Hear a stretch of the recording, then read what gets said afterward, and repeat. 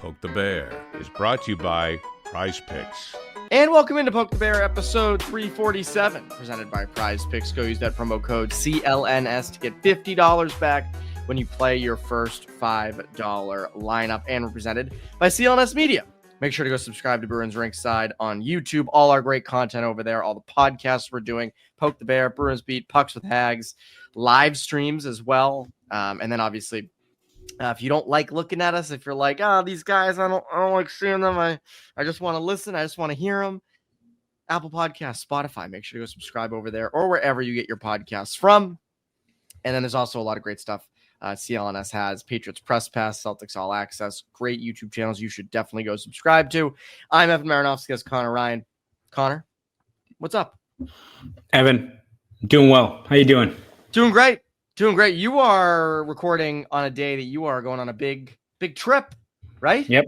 I'm going across the pond, as they say. Yes, I'm going to Europe. So lucky you. You're a big traveler. I am. I'm trying to, you know what? Try to take advantage of it, man. You know, there comes a time you got to settle down. Gonna try to get as many destinations in before that. It's my approach. And now's not the time to settle down. Now's the time to go forward. When you have kids someday, it's gonna be a bit less. I say that as someone who doesn't have kids and is younger. So that's what the older people say. Yeah, exactly. I don't know. You never know when someone's gonna crash the pod in a couple of years or something. You have guest appearance or something like that. We don't have time for that yet. No. We're looking way too far ahead. When our kids are on here, we you know what? On days we don't want to do is just put our kids on here and have them like Google Gaga into the microphone. Yeah, and then, they'll redraft they'll redraft the 2025 draft. That's right. It'll be like, I can't believe James Higgins went seven. He was a bust. Why did the Bruins take him? They should have taken the kid with the back problem, Roger McQueen. Yes. Maybe that'll be what in 2035. Hall of Famer Roger McQueen. That's right. Yeah, we're in 2045. Like, our dads are so stupid. Yes. But yeah, I'm excited for your trip. That'll definitely be fun. But yesterday, Sunday, you got married. So congratulations. Yes. Thank you very much. Yeah, it's that was a hell of gone a by day. quick. It was a very eventful day, Evan. So it was a very eventful day. It was the only big thing to happen on that day. Only big thing happened on July 13th. Most important thing happened on July 13th was the wedding. So obviously. Yeah. Well, it's funny because like Vera and I were saying, like, I can't believe it's been a year. Like that felt like it was yesterday. It was so quick. Fun. It was such a well done wedding. It's the first wedding I've been to since I was like 6. Because now for me, I'm 26. So now the age is like where it's gonna start picking up. Yep. I mean, I opened Instagram on Sunday and the first 2 posts were engagements. So now it's like, 2027 on will be weddings, bachelor parties, all that stuff. So get those Indochino suits now, Evan. It's gonna be a good investment. You're gonna have to use a couple of them. I think that's what I'm gonna have to do. But today we want to discuss some big picture stuff for next season. Big storylines I think we'll touch on throughout the offseason, but we want to dive into them today. Sort of things like most important player for them next season, what their season's going to hinge on, rookies to watch. And then obviously, I thought I came up with some predictions that were pretty interesting. Not amazing for the Bruins, but they did have one section that we both kind of went, really? Okay. We'll get to that. But first, I am curious, like, we've talked a lot about expectations for this current season, and we have set the bar low. Our last bunch of episodes have been like, are they a lottery team? Maybe, probably. If at best, maybe they're just like not a top 10 team, but they're just not in the playoffs. They're picking like 12th or 13th. But who's your most important player for next season? If they are going to be contending, if they're going to be competitive, who is your most important guy? Yeah, I think it's easy to look at David Pastrnak. I think that one's a given. But in terms of determining what Pastrnak doesn't really count. I feel like that's because I think he's gonna produce whether the team is good or bad, right? It's if he's hurt, then the team's gonna be absolutely dreadful. But it's almost like that, baby. You almost expect it at this point what he's going to do out there. What is going to determine if this is an actual competitive team or not? It's going to be Jeremy Swayman. That's what it's going to come down to. I think we all know, barring us going into fantasy land, taking a stroll down fantasy lane and expecting like Matej Blumel to be a 30-goal guy or some of these guys that they brought in to Tanner Jeannot has 25 goals. Like, I will let him punch me in the face. Like, if that happens, I don't think it's going to happen. Like, this team is going to that punch. If he scores 25 goals, we're putting that on camera. Like, we are getting him exactly. Yes. Yeah, exactly. God, I shouldn't have said that. I should have said like 35 goals. But no, I think you look at the way this team is built, it is going to be a struggle to consistently score, especially at 5-on-5. So if they are going to be a tough out, a competitive team that is going to be in the mix for wildcard spot, it's going to rely on a lot of 2-1 wins, I think. And so in order to do that, you're going to have Jeremy Swayman bouncing back. And again, it all doesn't just completely fall on him. It needs to, have the defense rebound in front of him, whether it's Charlie McAvoy getting back, Hampus Lindholm, obviously. So it all does not just revolve around what Swayman does in net, but he's, I think, going to be the biggest determinant of, if he gets back to what he was the past 4 years with the Bruins, then they're going to be in the mix. Like, this is a team that was also 2-3 points out of the wild card spot when they blew things up in March, right? They were kind of hovering around for a team that was pretty mid for most of the year anyway, and then they just sold off guys and then really plummeted. But if Swayman can take a step forward and get back to what we've seen him be for a long time now, they'll be in the mix. And I think that is, the biggest thing where it's so tough to kind of gauge what they're going to be this upcoming season, because I think we think it could be another pretty tough year, especially just with that offense. But get a goalie that's locked in changes a whole bunch of the complexion of what you're looking at night in and night out. Because if he's playing to his level, Jeremy Swayman, then they're going to be in a lot of these games. And we said it so many times throughout last season. Like, if you could just get league average goaltending from him, you should get that. And I know there's a lot of negativity about Swayman. There's still people who want to trade him, do whatever it takes to trade him. He's shown you that he's good. I mean, I know he was in a tandem with Omar, but again, his first bunch of seasons were strong. I think when you look at, the contractual drama last year that made him miss camp. I mean, not even just the missing camp, but the drama that came with. There's reason to think he's going to be better next year. And that's what I keep going back to. Is you're going to get better goaltending. Now, if you don't, that's a problem. You're in rough shape if that's your issue next year. You are getting Gavin McKenna if your goaltending is as bad as it was last season. But to me, I think you're 100% right. He is the most important player for that team next season. However good he is how far they will go, because defensive goaltending is going to be their bread and butter next season. So I completely agree with you on Swayman. In terms of someone I think who needs to step up, who needs to be better, who showed you that at the end of the year, and who one of the reasons I thought they were going to be much better than they ended up being last year was I thought he was going to kind of slide everybody else into place. Elias Lindholm. Yeah. You need Elias Lindholm to be a productive interim number one center. And that's a lot to ask, but you paid him to be that. And I'm not saying that he is going to be that. It's not a guarantee. He could easily be the same guy that he was last season. There's an argument again, he had a great end of the year with Pastrnak and Geekie, but there's an argument that, hey, it was the end of the season. There was nothing to play for. It's kind of just whatever, maybe that was part of the deal. But on the flip side, he did have a good end of the season. He had a good Worlds after that. He's shown in the past that he can be really good with really good players. It seems like he has good chemistry with Morgan Geekie and David Pastrnak. The power play should be better. He's settled in. We know this with NHL free agents. It can take longer than just, they don't just jump in and make an impact right away. It can take some time. So to me, Elias Lindholm, if Elias Lindholm can be 65 points as a number one center and be good on draws and good in his own zone, they should be somewhat competitive. I mean, again, that gives you production on that top line. And then you hope that Middlestad, Zacha, Arvidsson, whoever's on that second line can produce. So to me, I think Lindholm is a key part of their chances next season. And he also feeds into the defense too, right? We talk about defense and goaltending is so important. You're going to need him shutting down opposing top players to be competitive next year. So there's a lot on his plate. But he's shown in the past he can do it. It just comes down to, can he do it consistently, which I think is their biggest problem. Yeah, and I think you just look at the domino effect, right, of if Lindholm, what he showed at the end of last year can carry over.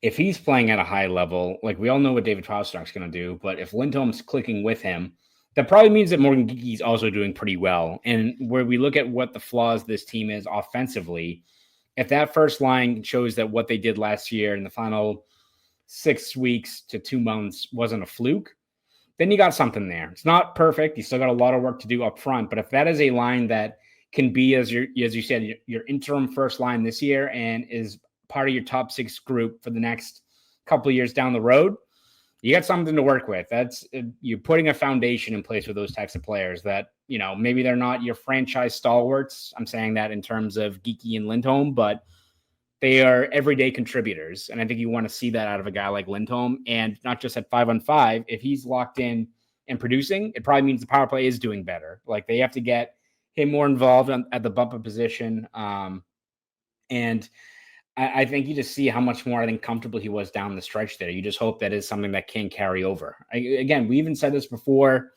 last year even started, where we're not expecting the 40-goal, 82-point season like he had a couple of years ago, but just if he plays his game and he has talent around him, and you've seen that with Pastrnak, he should be a 60-point guy. And so that is what you're hoping for, I think, if you're the Bruins, because you need him to be playing at that level to be a competitive team this year. Not just we're not talking playoffs. Like, you need to be an actual first line center for this team just to be competent, competitive, right? To be treading water. Like, yes. I think that's the biggest thing with him. And also, you signed him in part to work with Pastrnak, and it didn't work at first, and then it did at the end of the season. So it's like, can you find that again? And I think that's going to be one of the big things for them. Who else do you have as someone that is vital to them being remotely competitive? I think the sneaky one, looking at where this team is and who needs to step up, I think a really key one's going to be Casey Middlestat. And in terms of just what you're going to get out of the guy, because it's probably a bad comparison, so please don't yell at me, but it's almost kind of like the Bruins in 22-23, where they got David Krejci back, and you knew what you're getting in it, like with a player like that. But you're like, all right, a year away from the NHL, what are you going to have? And then he didn't miss a step, and all of a sudden he clicks perfectly. And Pavel Zacha all of a sudden becomes a guy that you're like, all right, what is he, a third line guy? Oh wow, he's a top 6 player, and then everything kind of falls into place after that. So if Middlestat, who has offensive skill, you didn't see it all that much last year. Again, he was with guys like Vinny Lettieri and Cole Kepke, so I don't know how much that's really going to change the equation as far as what these guys are generating and producing.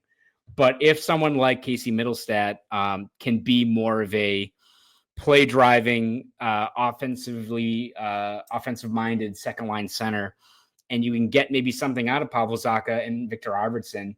Again, not saying that all of a sudden we got a 70-point season incoming from Casey Middlestat. We're not saying that, but I do think that he's a guy that if that second line can start landing some punches offensively, things start falling more into place. I'm not saying that's a lock that's going to happen, but if he can show you something, you start having a little more clarity of what you can reasonably expect from this team, especially at 5-on-5 play. Yeah, I mean, again, can he be a competent second line center? I mean, you even look at his stats, like he had that 59-point season in 22-23. I'm not even asking for that. Like, can you get 49 points out of him? Can he help with the power play? Like, to me, those are the biggest things with him. And I agree. Like, if he's good, if he's in that offensive range that we just mentioned, 49, like around 50 points, you're a better team than I think probably most models say that you are. And that's not guaranteeing that Middlestat is good, but the offensive tools are there, and you watch him and you're like, oh, he's a great playmaker. It's like, where is that? And, do we see at a point, like if Lindholm doesn't work with Pastrnak, do they stick Middlestat up there? I don't know. Like, again, I think this team's sort of a blank canvas. Like, you can it's maybe not the best colors to work with, but you have what you have. So I agree with you. I think Middlestat's a good one. I have another interesting one in a different position, but I want to get to that in a second. But first, our friends over at PrizePicks. PrizePicks is the best place to turn your sports knowledge into cash. With millions of members, PrizePicks has made daily fantasy sports accessible to all, because you just pick more or less on at least 2 players for a shot to win up to 2,000 times your cash. Run your game all season long over at PrizePicks. PrizePicks is the best place to win cash while watching sports. Join millions of users and sign up today, because on PrizePicks you can mix and match player projections from different sports. Combine your favorite basketball players with players from baseball, hockey, esports, and much more. PrizePicks, they're smart. They invented the flex play, which means you can still cash out if your lineup isn't perfect. You can double your money even if one of your picks doesn't hit. Sign up today and get $50 instantly when you play $5. You don't even need to win to receive the $50 bonus because it's guaranteed. So download the app today and use code CLNS to get $50 instantly after you play your first $5 lineup. That's code CLNS to get $50 instantly after you play your first $5 lineup. PrizePicks, run your game. You're going to run in Europe and just run around and be like, run your game. PrizePicks, CLNS, code CLNS, $5 to get $50 back. There'll probably be like a rail strike in Europe because that happens, like, I think every day. So I probably will be running, Evan. You'll be running from station to station. Yes. One player I have, Hampus Lindholm. Good pick. What's he like post-injury? Yep. What's he going to be? Is he better? Is he the same? Is he worse? If he's worse, you're in a bad spot. You're not in a good spot. If Hampus Lindholm comes back and he is not close to the same player he was last fall, you're in a rough spot. I can't say it enough. So again, like, what is he like? Can he handle hard minutes? What is his acceleration like? What is his jump like? What's his skating like? All those different things. What is he, 31 now? So like, again, those are all real question marks for him. What kind of offensive potential does he have? What kind of impact is he going to make in the offensive zone? Now, again, if all that is good and he's great, all right, you're cooking. Like, he could play with McAvoy on the top pair. He can anchor the second pair with, is it Yoki Haru? Is it Andrew Peak? Like, who is that with? But if he's not, you're in trouble. Like, you're back to being a top 5 lottery team if Hampus Lindholm is not up to where he needs to be post-injury. Yeah, no, exactly. And I feel like it's almost something that people are overlooking maybe in terms of the risk factor or the uncertainty. It's kind of like Swayman. There's, I think, a lot of people who are down on him, but I don't think it's like a stretch to be like, oh, I think he's going to be a lot better. Like, we've seen what he's been. And I feel like people are having that same approach. They're like, well, he's, had a, 8-9 months to recover. Like, he'll be fine. Still a pretty rough injury. And you even look at, Hampus Lindholm, how elite he was in 22-23, then has a broken foot, has surgery on that. And you're like, oh, he's healed. He'll be ready for training camp. Like, he's good to go. And like, he kind of just wasn't right the whole year in 23-24, right? And so, again, this past year, he was dynamite for the first 6 weeks and he gets hurt. So it's reasonable to assume that he can be what he was the last couple of years, but there is risk. There is that, but with someone like that type of player coming off of that type of injury, right? I mean, for every surgery like that, you give it time and it heals, there's also like the Kevin Millers, right? And that was a freak accident in terms of just the domino effect of what else happened that led to him retiring. But that's an injury you don't want to take lightly. There's a lot of risk involved. A lot can go wrong during the recovery and all that stuff. So you hope he is back to 100% Hampus Lindholm. But even if he's healthy and gets the green light, is he still going to be the player that we assume he can be and the Bruins need him to be? I think that is going to be the biggest key. I completely agree. There's a lot riding on him. So both Lindholms, you got to bring it next year. No pressure. Need it. Anybody else that you're thinking about with this question? I have one. But yeah, I would just say like Morgan Geekie is another guy that just needs to, where this team is so staffed for offense, you're going to need him to be a legitimate top line scoring wing. It's almost like going into before the offseason and everything played out. You're like, well, the Bruins are going to get another guy. They're going to get Ehlers or Besser. So like, they don't need Geekie to be another 30-goal guy. You kind of need him to be a 25, 35 goal guy now. So I think that is also a lot of pressure on him. Yeah, no, definitely a lot. I have another, and it's smaller, but I also think it has big implications. What's Mason Lohrei? Yep, good one. Minus 43 last year, which is insane. 33 points. Again, like, had an okay-ish first full year. Still not great. In fairness to him, also played much tougher matchups at the end of the season. Yeah. He was not sheltered at all. They threw him directly to the Wolves, given the injury situation they had on D. What is he? Can he get to like minus 17? Can you shave off those goals? He's if take out injuries, he should not be playing insane matchups. Like, he should have third lines and third pairing D.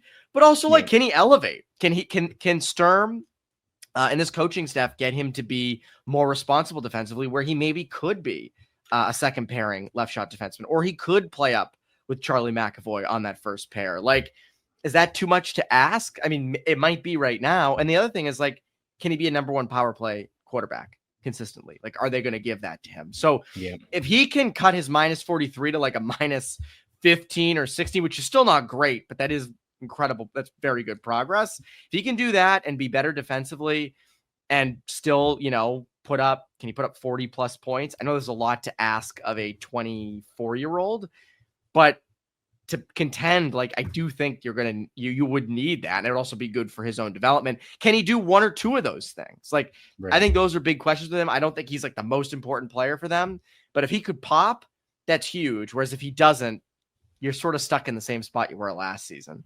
Yeah, exactly. I think he's a guy that, to your point, I don't think you need him all of a sudden. You'd love for him to take a huge step forward, but if he just stabilizes his game a little bit, maybe that means that the points don't jump up to 40 or something like that, right? Or he doesn't become a power play weapon, right? You hope he is, but let's say it's not that, but becomes a more consistent player, and that's his step forward as, his second full season, I guess, in the NHL.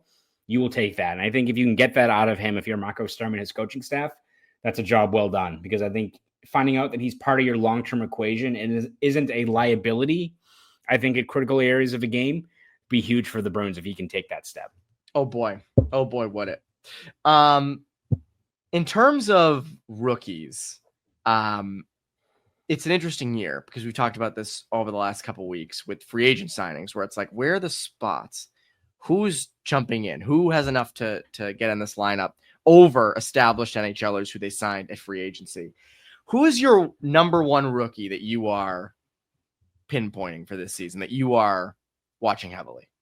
I think it's Minton. I think he's a guy that, especially where you look at, all right, they've got a lot of bodies already on the depth chart, but if you're looking, I think, especially at 3C and who could fit in there, you can make a case that it's Patra, but do you want Patra, who's a playmaking guy with like Tanner Jeannot and that's actually get 25 goals? Like yeah, maybe the Bruins do that. Yeah, maybe I don't want that then. Yeah. But I think if you're looking for a guy that projects as a third line center who can play a physical game, has good pace to his game, I think there's a lot to like about Fraser Minton. He's a guy that I think it's easier to project what he could be at the NHL level.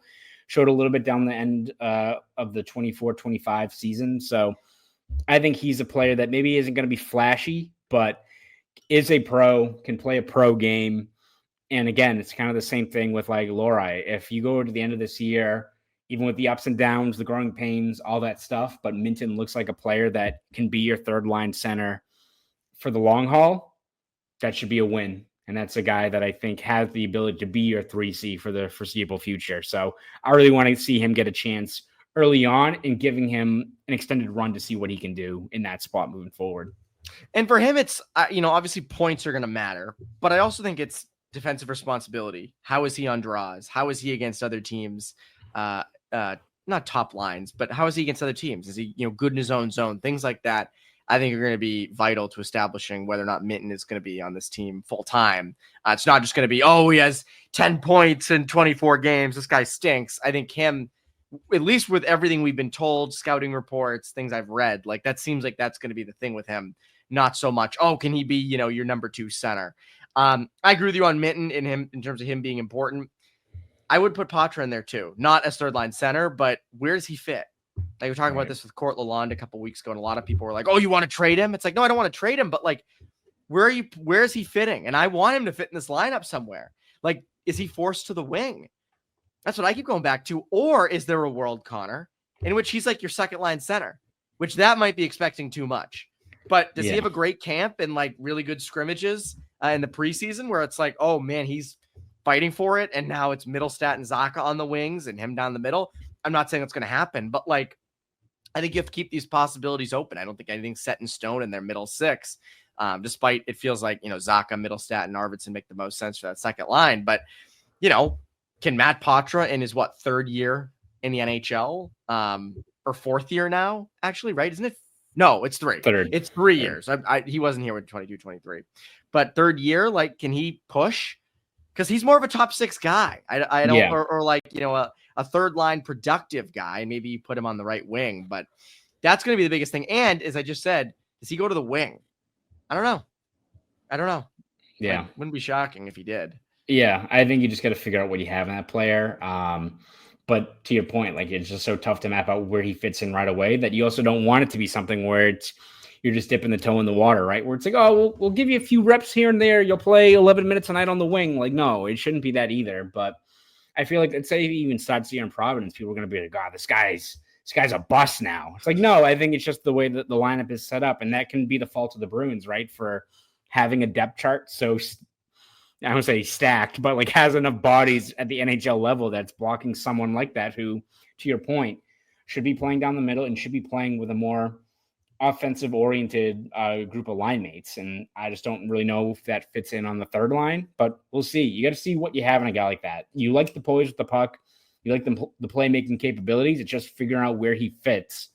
Because, like, again, if you're just trying to find offense and you put him in a spot where he can click and he starts producing with an Arvidsson or something, change the whole complexion of what you're trying to build in that lineup.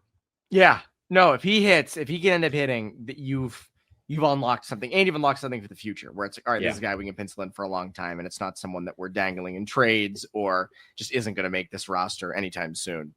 I want to get into this Athletic story that the predictions I thought was interesting. But first, remember to go subscribe to Bruins Rinkside on YouTube. Lots of great content. Poke the Bear, Pucks with Haggs, Bruins Beat all throughout the off season. And then make sure to go subscribe on Apple Podcasts, Spotify, or wherever you get your podcasts from.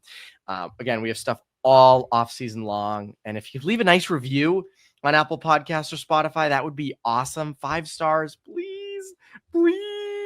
That'd be very, very nice. We would be very appreciative because we love all of you. We love all of you the same. We love you. Or there's some maybe we don't love as much. I love everybody. I'm an equal guy. I like that. Yeah. And then Patriots Press Pass, Celtics All Access, all that stuff on YouTube. Make sure to go subscribe. Those are awesome channels, and they are ramping up now. This Athletic story, way too early predictions, so take it for what it's worth. Bruins, not a huge topic of conversation in this story, but there was one question. Surprise playoff team. And it was it had to be kind of a lower tier team. Columbus Blue Jackets were number 1 with 26.1% of the vote, thinking they could be a surprise playoff team. And number 2, though, the Bruins, 17.4% of the vote, tied with the Red Wings as a surprise playoff team. Now, when they did the Eastern, that's not good. But when they did the Eastern Conference playoff field, the Bruins were not in it. So obviously, it would be a surprise. Other notable things, they had Jeremy Swayman as the 5th most likely for the Vezina, which I actually think is totally possible in terms of him having a bounce back year. Vezina is not always the best goalie. It's sort of like who exceeded expectations the most. And I could see Swayman getting votes if he plays the way we think he should. Sturm was sort of low in the Jack Adams Award predictions, but still in it, which I think is encouraging. But again, Bruins number 2 for a surprise playoff team.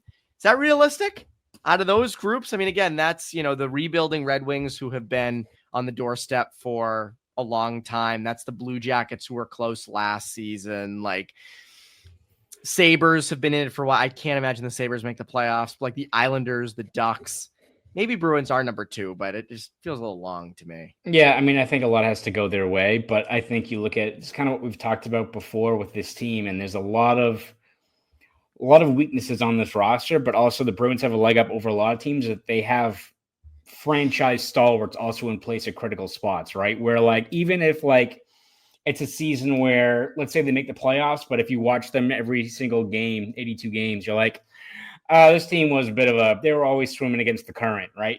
There wasn't a pretty watch. They're still going to struggle to score. They're going to rely on some timely goals and a lot of their defense bailing them out.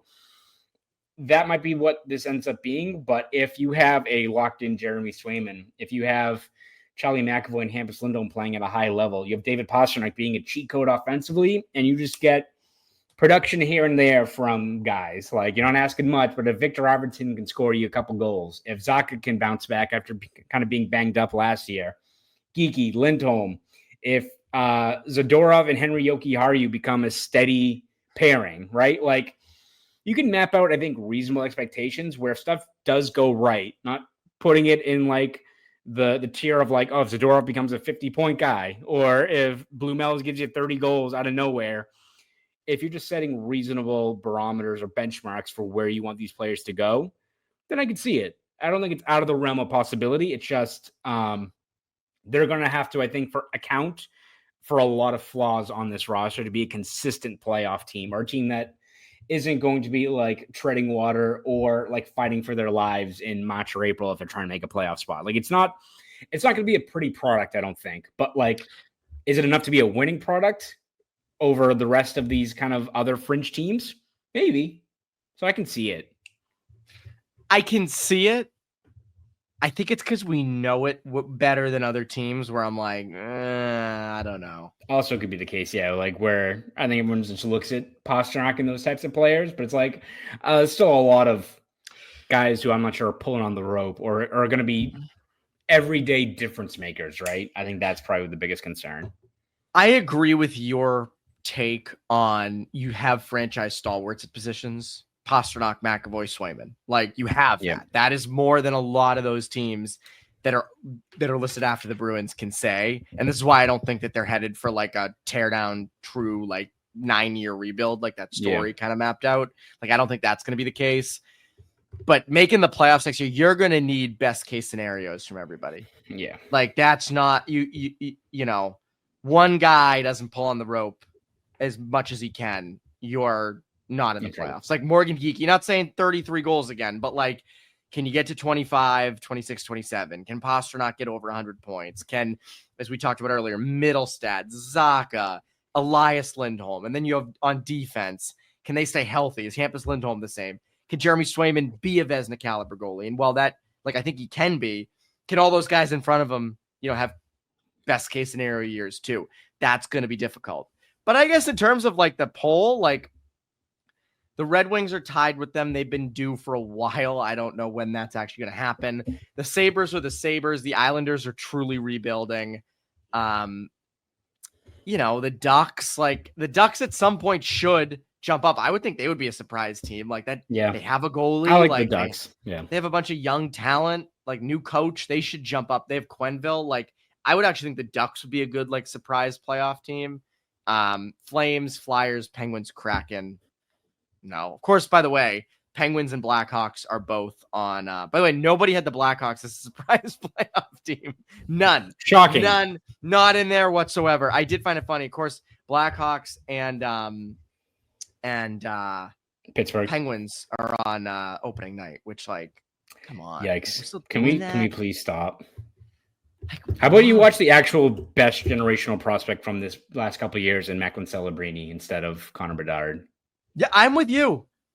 I mean, I know Chicago's a better market and blah, blah, blah, but like it's kind of crazy when you think about it. Cause like I've said this multiple times. And it makes me feel like I'm like crapping on Connor Bedard, who I think is a very good player, but like the amount of like hype that people built around him, that dude was like interviewing like Victor Wembanyama. It's like, they're like, we're both going to take over the league, man. Yeah, they were. Like, I remember that. Let him breathe. Right. Like, it's crazy. Well, it is interesting because I think kids now, and I see this even with like, you know, kids around here, it's like they're brought up in that social media environment, and you see it every year. The kids are better with social media and handling this, like Matthew Schaefer going on Chiclets and telling Biz he needs to know his job and just like ripping them. And like, that's what those kids are good at. But in terms of like expectations and stuff, like, yeah, it is unfair what Bedard went through. And it's tough for him, right? Because like, it's not like, he can make $20 million off of that. Like he's making an entry level contract at like $850 or whatever it is. So like, you know, and that'll be, his contract's next year, right? I think so. He'd be an RFA, right? Yeah. So, oh, good God. Anyway, Connor, what can the people look forward to from you over at the Globe and Boston.com? Yeah, we're going to have you covered every step of the way this Bruins offseason going into the 25-26 season, whether that's lineup projections, looking at trades, maybe late contracts, anything else going on over the final weeks of the summer. We'll have you covered every step of the way over at theglobeandboston.com. And if you want to follow me on Twitter, X, whatever it's called, you can at Conor Ryan _93. Go do all that. That's Conor Ryan. I'm Evan Marinofski. Poker Bear listeners, have a great rest of your week.